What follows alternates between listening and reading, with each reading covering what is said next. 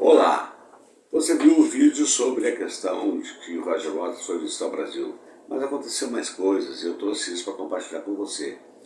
O Roger Waters deu uma entrevista para a TV Brasil com o Leandro Demore, uma entrevista maravilhosa, e eu quero convidar você a assistir esse vídeo na íntegra, inclusive sem o desconforto de ter que ler legendas, porque foram feitas dublagens, tanto da fala do entrevistador do Leandro, quanto do próprio Roger Waters. E aí você vai conhecer esse ser humano grandioso que é o Roger Waters, as suas posições sobre as questões do mundo, sobre uma série de fatores. Mas vamos deixar que o próprio Roger Waters conte tudo isso, mas não deixe de assistir, e eu tenho certeza que se você já era fã do Roger Waters, vai se apaixonar mais ainda. E se você não conhece a obra de Roger Waters ou do próprio Pink Floyd, com mais totalidade, também irá atrás dos streams, dos vídeos, dos discos, tanto do Roger Waters na sua carreira solo, quanto dele, que é o fundador do Pink Floyd.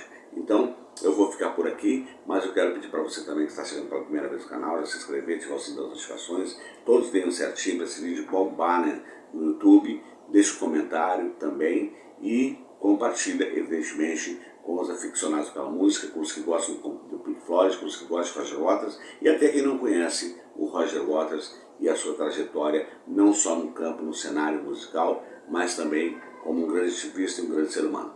Fico por aqui, aqui é a voz da esquerda resistente, a verdade estou em quem doer, e com a graça de Deus, nos vemos no nosso próximo vídeo. Fique agora com a entrevista. Fique com Deus.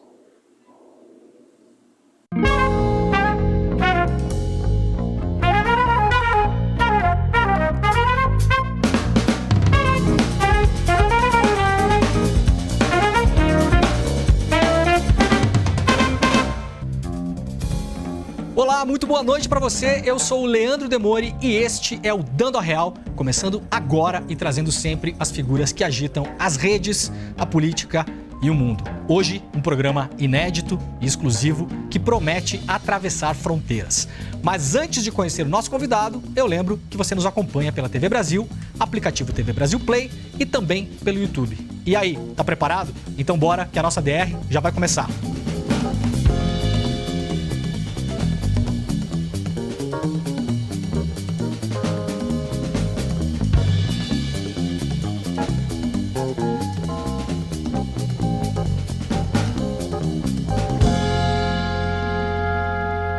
Olha, hoje a apresentação do nosso convidado é reta e direta, até porque ele é um dos maiores artistas do mundo, um dos poucos para o qual podemos usar uma palavra sem medo de desgastá-la. Gênio. Eu tenho a honra de receber o fundador do Pink Floyd para um papo exclusivo com vocês, Roger Waters. Roger, thank you. Roger, muito obrigado por ter vindo. Eu fico feliz de estar aqui. É você que está tocando baixo? Não, eu até gostaria, mas eu toco bateria.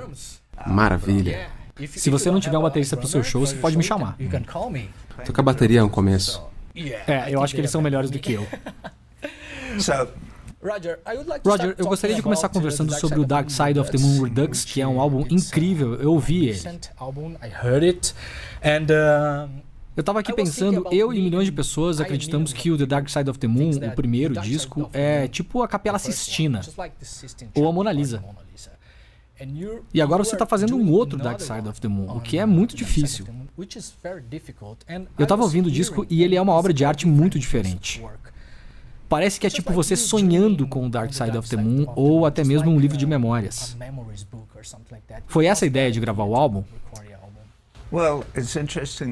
Bem, é interessante você mencionar a Capela Sistina, porque no que diz respeito ao The Dark Side of the Moon, eu sou Michelangelo. E vai ver, ele olhou para trás mais tarde, viu aquele lance do Led Zeppelin com os dedos, a criação e tudo mais, e pensou, sabe, acho que as pessoas ainda não entenderam bem. Talvez eu devesse recriar isso em outro lugar, usando cores não tão vibrantes, talvez, mas tornando o significado mais evidente do que no teto original, em Roma.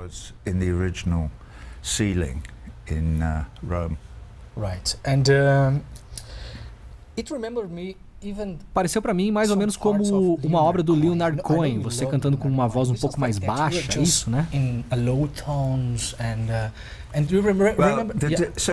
Desculpa interromper. A diferença entre Leonard Cohen e eu é que ele está morto e eu não. E obviamente eu sou um grande fã de todo o seu trabalho, sempre fui, durante toda a vida profissional dele. E o último álbum dele foi em grande parte fruto de uma colaboração com um velho amigo meu, Pat Leonard. E com o tempo ele passou a falar mais do que cantar. Aliás, eu acho que tenho uns 350 poemas dele em um PDF que me enviaram na época. E, por sinal, com ele lendo, é muito, muito bonito. Então, quando as pessoas me comparam ao Leonard Cohen, eu fico lisonjeado e respondo obrigado. Mas é verdade que conforme envelhecemos, e estou com 80 anos agora, a extensão da nossa voz diminui e passamos a trabalhar com tons mais graves do que aos 18 anos. Ou mesmo aos 29, a idade que eu tinha quando gravei o Dark Side of the Moon pela primeira vez. Você escreveu uma nova canção inédita ainda que você está tocando nos shows agora, chamada The Bar, que é mais ou menos uma proposta para o mundo que a gente está vivendo, um lugar onde a gente possa conversar sem falar em religião, sem sexualidade. Eu não falo de excluir a religião ou a sexualidade. Para ser sincero, eu não estou nem aí para o que as pessoas fazem aos domingos, ou seja qual for o dia de descanso deles. Não é da minha conta. Todos nós somos arquitetos de nossa própria conexão com o Todo-Poderoso, ou como quer que você o veja. Eu, pessoalmente, sou ateu, então tenho uma visão diferente de quem acredita em qualquer uma das religiões abraâmicas, ou mesmo em muitas religiões orientais, mas eu não recomendo um apego à ideia metafísica de que deve haver algo além, como um grande espírito ou algo do tipo. Como que eu poderia ter conhecimento disso? O que qualquer um de nós poderia saber, senão através da fé ou da ausência dela? Então, não é uma questão pragmática, mas não me rotule como alguém que deseja eliminar as religiões. Não é da minha conta o que as pessoas acreditam ou deixam de acreditar. Qual foi outra coisa que você disse? Você falou religião e mais alguma coisa? E sexualidade. Isso é estranho. Eu acho que eu disse em algum lugar. Ah, sim! Está na introdução do The Dark Side of the Moon Redux. Bem, eu só estou dizendo que nos tempos modernos, alguns de nós, em certas sociedades, desenvolvemos a ideia de que discutir a sexualidade de alguém não é mais proibido. Nós podemos fazer isso abertamente, não é? Esse é o ponto de todas as conversas sobre direitos reprodutivos. Certamente, em muitos países católicos, seja na Polônia ou em partes da América do Sul, isso não importa. Rolam essas conversas. E se fala muito, e às vezes se discute sobre os direitos reprodutivos das mulheres. E hoje a gente não precisa se aprofundar nisso, mas eu fico feliz que essas conversas estejam acontecendo, sabe? Eu tenho uma daquelas bandanas verdes, e eu acho que eu trouxe da Argentina da última vez que estive lá, alguém me deu. Aquelas verdes. Isso. E acho que eu lembro do que eu sei o que eu estava fazendo. Eu estava em um evento e eles iam me dar um prêmio porque eu ajudei uma jornalista de lá chamada Gabi Kocifi a se juntar às Madres de Malvinas, as mães dos soldados mortos. E Gabi começou e eu ajudei um movimento para identificar corpos enterrados no cemitério de Darwin, nas Ilhas Falkland. E eu tenho o prazer de informar que nós já identificamos 121 dos 123 jovens argentinos que estavam sepultados lá. Então agora as mães das Malvinas têm um local concreto para depositar flores e celebrar a memória dos entes queridos, o que é maravilhoso. No Brasil, em 2018, muita gente ficou chocada quando você falou de fascismo e do Bolsonaro. A gente viu, inclusive, muita gente no Brasil dizendo que artista como você tinha que ser neutro. É uma expressão em inglês que significa bobagem. Então. A gente vai traduzir isso depois. Exatamente o oposto. Todos os artistas devem se manifestar, especialmente agora. É um absurdo. Você é cantor, então não pode ter uma opinião política. O que dizer de Pablo Casals, por exemplo? Que deixou a Espanha depois da Guerra Civil e nunca mais voltou. Porque ele era totalmente contra o Franco e o governo fascista, ele nunca, jamais voltou para a terra natal. Então ele é um herói para mim e eu concordo plenamente com ele. Na minha opinião, é fundamental defender as suas crenças políticas, especialmente quando estão fundamentadas no humanismo. E por isso é extremamente importante resistir e dizer: basta de genocídio. Quer que eu seja mais direto? Em Gaza. Parem o genocídio. Eu estou quase chorando aqui agora, sentado nesse estúdio de TV. O meu coração não está aqui em Brasília, está lá. Não tem como aceitar o que está acontecendo, o que estão fazendo. O que o governo israelense está fazendo.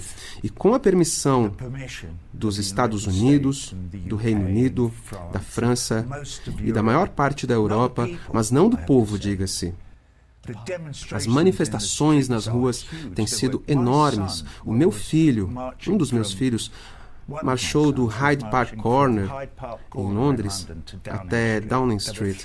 Havia mais de 300 mil jovens, homens e mulheres, marchando com ele até Downing Street, para dizer: não em meu nome.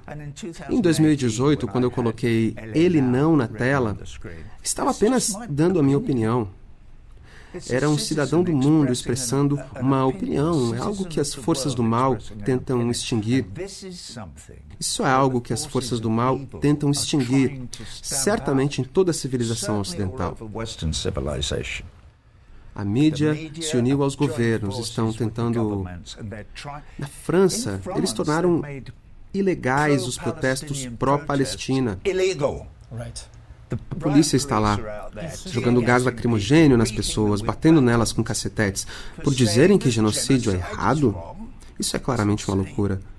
E a mesma coisa, graças a Deus há um grande clamor público e revolta contra isso, porque... Eu não sei você, mas como compreender algo assim? Eu não consigo entender.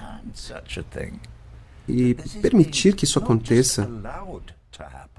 O genocídio dos palestinos por Israel. Não pelo povo israelense, mas pelo governo de Israel. Então, finalmente, as pessoas estão acordando e dizendo: não.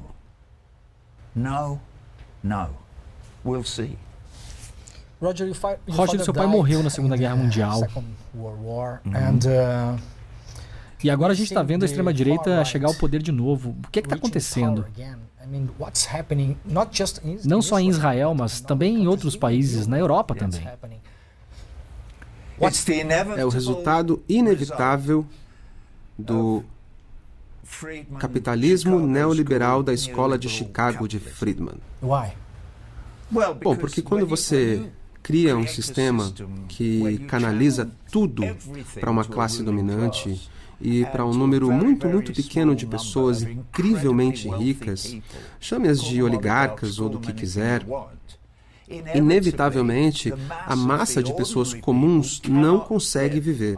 Eu moro nos Estados Unidos. É impossível ganhar um salário digno. Para qualquer pessoa que não seja um plutocrata ou parte das classes dominantes. E em situações como essa, como sabemos da Alemanha nos anos 30, você sabe, depois da Primeira Guerra Mundial, sabemos tudo sobre o Tratado de Versalhes e blá blá blá, e a inflação massiva. E quando surge uma situação assim, fica muito, muito fácil manipular o descontentamento da população em direção à extrema-direita. O que eles fazem? Porque a mídia pertence à mesma classe dominante que se nega a taxar os mais ricos. Por favor, taxem os ricos. E quando estão tentando conseguir o seu voto, é claro que vão dizer isso, mas quando estão no poder, nada. Porque nunca tiveram a intenção de taxar os ricos. E é por isso que, infelizmente, é muito mais fácil levar as pessoas para a extrema-direita do que para a esquerda, no sentido de apoiar genuinamente um estado de bem-estar social. Infelizmente, é muito mais fácil de convencer as pessoas de que os culpados de tudo são os imigrantes, os refugiados, os negros, gente de outras religiões. Ou seja, qualquer um que não se enquadre no que consideramos como nós. E é por isso que a minha última turnê se chamava Us and Them, Nós e Eles, porque aponta para o fato que um dos maiores dilemas das nossas vidas é cair nessa armadilha. Não existe nós e eles, só existe nós. Existe apenas uma raça, a raça humana. Todos nós somos africanos, todos nós. Mesmo que pareçamos diferentes, porque cada parte foi para um lado, e nos últimos 100 mil anos ou mais, nos casamos com o grupo com o qual viajamos, seja para a Austrália ou para a América do Norte ou onde quer que seja. E por causa disso, alguns têm cara de europeu, outros de chinês, mas somos todos africanos. E somos todos irmãos, irmãs e primos. Somos todos Homo sapiens. Ou então neandertais, como andam dizendo os cientistas. Mas basicamente, somos todos um povo. É por isso que precisamos ir para o bar e conversar. Eles estão te bombardeando e te matando até a morte. Nós temos que nos rebelar e fazer tudo ao nosso alcance para impedir que cometam genocídio contra você, porque você é o nosso irmão, a nossa irmã. Existe apenas uma raça. E é para valer. This is not a drill, como a turnê que estamos perto de terminar agora. Acho que temos uma dúzia de shows agendados na América do Sul e já fizemos uns 90 nos Estados Unidos, Canadá, México, Europa. Estamos no fim. É uma nova versão, porque fazemos tudo ao ar livre, em estádios de futebol, que é muito empolgante, dá muito trabalho. Mas por que se chama This is not a drill? Porque agora estamos diante do derradeiro precipício, diante do fim de toda a vida na Terra. Tudo o que está acontecendo na Ucrânia, por exemplo, é uma ameaça existencial para cada homem, mulher e criança na Terra. É tão fácil virar uma terceira guerra mundial, um Armagedon nuclear. E nós vivemos repetindo isso, e mesmo assim, nós deixamos os idiotas que estão fazendo isso continuarem. Por que não fazer paz? Por que não fazer paz na Ucrânia? Claro que não vai ser tudo como antes. Era um país dividido entre russos étnicos e ucranianos ocidentais étnicos e...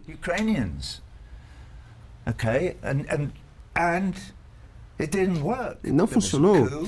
Houve um golpe, veio uma guerra civil, as pessoas estavam morrendo, então os russos realmente interferiram. Eu condeno o que fizeram, não sou um defensor do Putin. E aí, vamos partir para uma guerra. Mas e os ucranianos? Dane-se os ucranianos, nós não damos a mínima para eles. Isso se alinha com a nossa agenda geopolítica e hegemônica. É assim que falam os gestores: Washington, D.C., Joe Biden, Victoria Nuland, Antony Blinken, Jake Sullivan. Estou me referindo a essas pessoas malucas. Elas dizem, vamos lá travar uma guerra. Meu Deus! Não vai sobrar nada. Mais alguns anos e não vai sobrar nada. Mas o negócio é, sobre isso você falou sobre os Estados Unidos. Eu tive no mês passado uma excelente conversa com o John Tipton, o pai do Julian Assange. Sim, eu conheço muito bem o John. Mas o Julian está preso por falar a verdade, quer dizer, esse é o grande perigo no mundo de hoje. Eles querem cada vez menos gente falando sobre a verdade. É isso mesmo. Eu visitei o Julian no último sábado, na prisão em Belmarsh, com os 2 filhos e a esposa dele, Stella. Fomos lá, ficamos com ele algumas horas, conversamos e tal. E depois fomos embora chocados.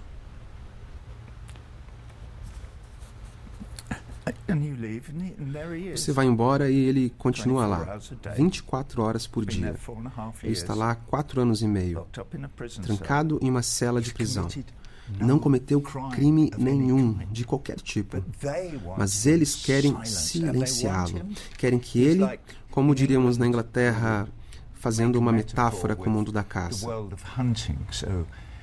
aqueles que criam fazões para a classe dominante atirar pelo esporte, matam pegas, que são uma espécie de corvos que roubam os ovos dos fazões. E eles penduram o bicho na cerca, como um aviso. E na cabeça deles, se uma pega vir aquilo, vai ficar longe. Julian Assange é uma pega numa cerca, e isso é nojento. Ele é um dos homens mais importantes do mundo. E é por isso que querem ele morto. Porque ele foi um dos poucos homens corajosos o bastante para vir a público e contar a verdade sobre os crimes de guerra cometidos pelos Estados Unidos em Bagdá em 2007.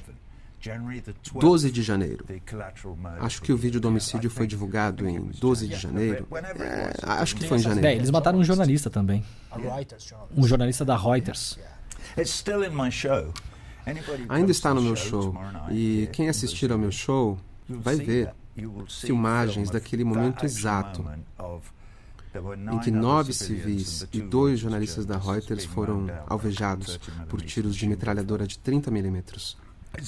Está nesse show e em todos os shows que fiz desde 2010, ou seja, são 13 anos mostrando esse vídeo da matança em cada show que eu fiz no mundo inteiro desde 2010.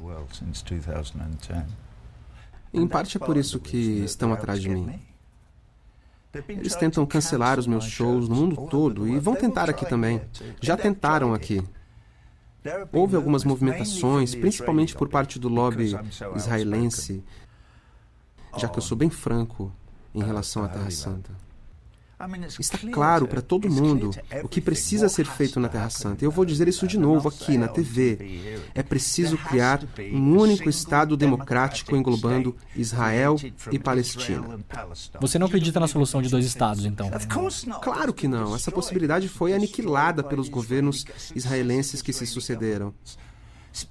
Desde antes de Oslo, muito antes, em 1967, após a Guerra dos 6 Dias, quando invadiram a parte da Palestina que na época era controlada pelos jordanianos, e invadiram as colinas de Golã, e invadiram Gaza, e invadiram o leste de Jerusalém, e invadiram tudo aquilo. Do Egito também. Exatamente. Quem toca nesse ponto é o meu amigo Miko Peled, que escreveu o livro The General Sign. O pai dele ocupava uma posição elevada na hierarquia, pode até ter sido um dos chefes de Estado-Maior das Forças de Defesa de Israel. E ele, isso está registrado em reuniões de gabinete que se tornaram públicas, disse aos políticos: vencemos. Agora podemos dar a eles um Estado. E responderam com risos: está louco? Não vamos dar nem um selo para eles. Imagine um Estado. Eles estão exatamente onde queremos. Agora só precisamos expulsá-los daqui. E tudo será nosso. Percebe? Israel se estende até a fronteira com o Líbano, abrangendo toda a região até a Jordânia, incluindo o território sírio e as colinas de Golã. É tudo nosso. Isso que o Netanyahu mostrava no mapa na semana passada. O território inteiro ocupado e o que é agora Israel em preto. Isso é Israel. É por isso que todo mundo tem que ir para o bar, conversar com os vizinhos e dizer: isso não é certo. Agora, sabia que 50% da população de Gaza é composta por crianças? E mesmo assim, continuam arrasando com tudo. E vão continuar até não sobrar nada. E vão entrar nos escombros para garantir que não haja sobreviventes. E vão expulsar todos os habitantes de Gaza, deixando os sobreviventes para morrer no Sinai. É tão brutal e desumano que chega a ser inimaginável. Se o Joe Biden estivesse aqui agora, eu adoraria que você perguntasse: Joe, por que está fazendo isso?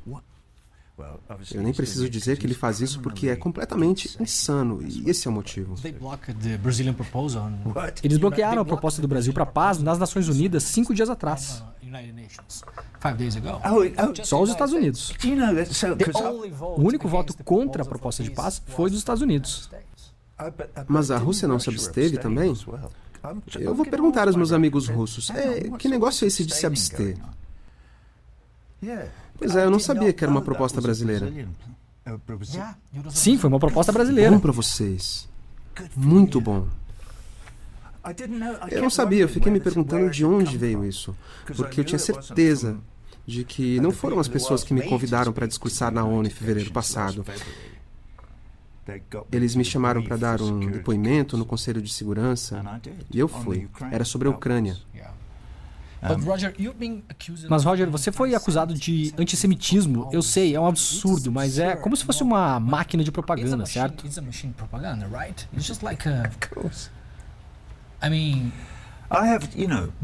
Eles tentaram cancelar seus shows na Alemanha, na Inglaterra, eu acho.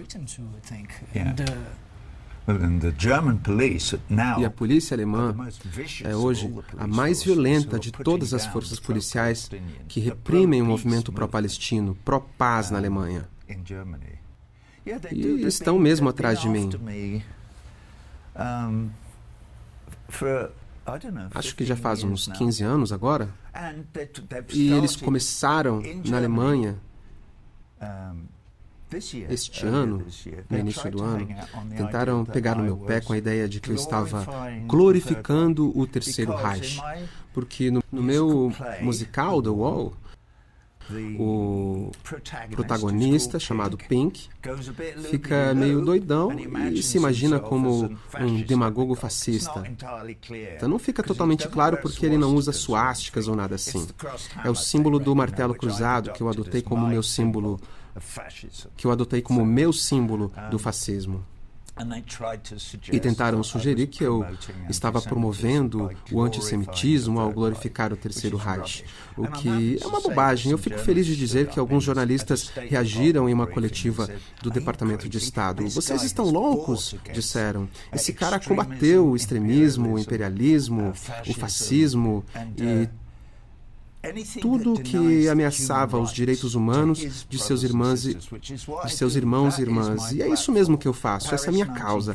Paris, 1948, a Declaração Universal dos Direitos Humanos. E se nós, enquanto humanidade, nos reuníssemos em um bar e decidíssemos adotar isso como lei universal? Mas e os direitos dos americanos? Pois é, eles vão criando conforme as circunstâncias. Então, invadir o Iraque e matar 1 milhão de pessoas, tá tudo bem. Mas e se os russos interferirem depois de um golpe ilegal na Ucrânia? Aí não pode. É ilegal. Todos os russos devem morrer. É essa história que estão vendendo ao público americano. E com algum sucesso, diga-se de passagem. Mas, felizmente, as pessoas lá estão começando a reagir. Então, agora eu perdi o fio da meada, onde estávamos. Roger, você tem viajado o mundo com seus shows e... Eu, você e o Glenn Greenwald jantamos juntos em 2018. E a gente falou sobre Marielle Franco, sobre a situação do Brasil, e 10 meses atrás, nessa cidade, a gente quase teve um golpe de Estado. Eu acompanhei. Como você está vendo o mundo hoje, não só sobre essas guerras específicas? Bem, o interessante sobre a situação de vocês é que nós assistimos à eleição presidencial de longe. Ficamos pensando, meu Deus, isso foi por pouco. A diferença foi só de 1% ou algo assim, né? 2 milhões de votos. Eu penso que isso só mostra a magnitude do problema. Como metade dos eleitores de um país tão lindo e maravilhoso como o Brasil, com potencial para ser a maior e mais poderosa nação do mundo, acaba votando no Bolsonaro, Isso é uma loucura. Porque ele é tão vazio, uma casca, sem nada dentro. Alguém que só se importa com o poder e dinheiro. Nada mais. E ainda tenta impor a sua visão aos outros pela força, e chegou a dizer publicamente: precisamos de uma ditadura como a que tivemos nos anos 60, abertamente.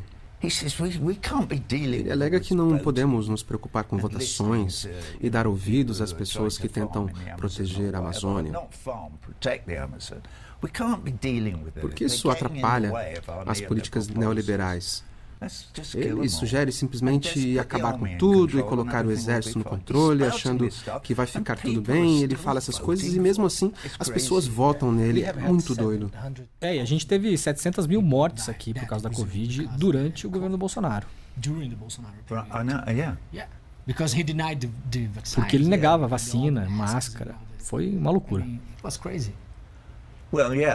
Pois é, essa é uma questão crucial que ainda não está resolvida. Eu não estou dizendo que você está errado.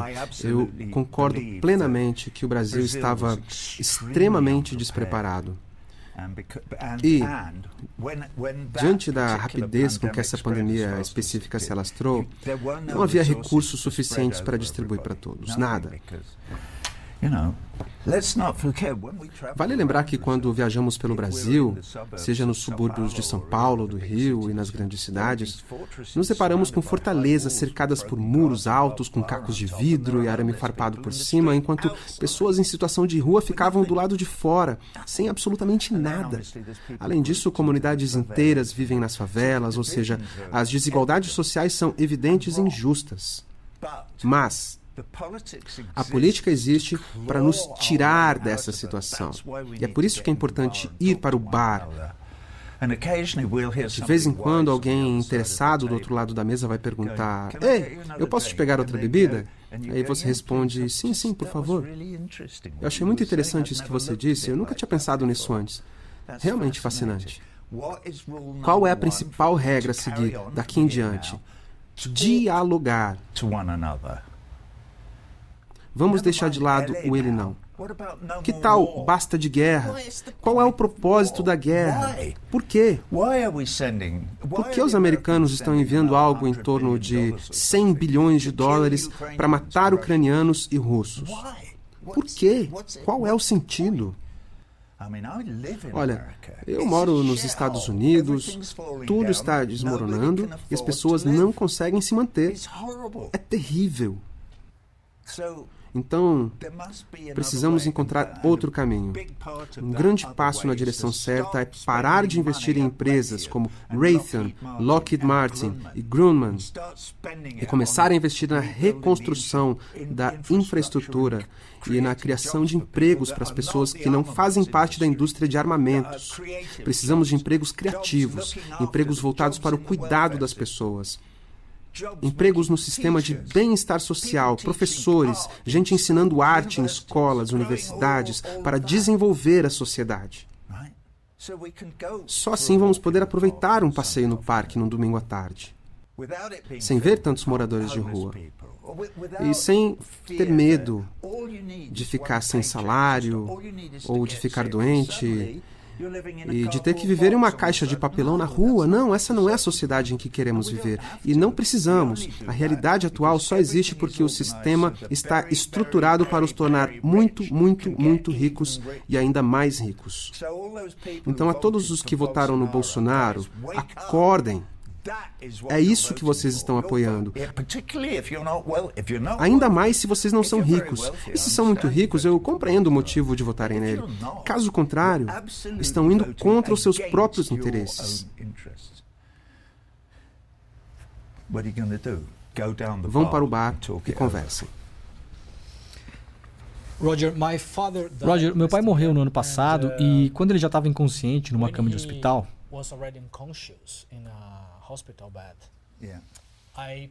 eu peguei um fone de ouvido e coloquei um na minha orelha e um na orelha do meu pai. E toquei alguns áudios que as pessoas que amavam meu pai estavam me mandando na época. E eu toquei também pro meu pai Dark Side of the Moon. Então eu só queria te contar essa pequena história para te agradecer pelo Dark Side of the Moon e pela entrevista.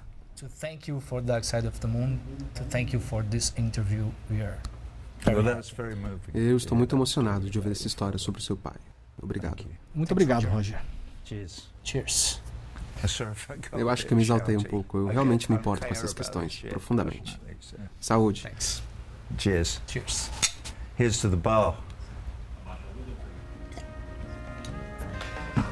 Bom, pessoal, o Dando a Real fica por aqui. Eu agradeço demais a sua companhia nessa edição especial. Na próxima terça, o nosso encontro tá marcado. I see you on the dark side of the moon. Um grande beijo e tchau.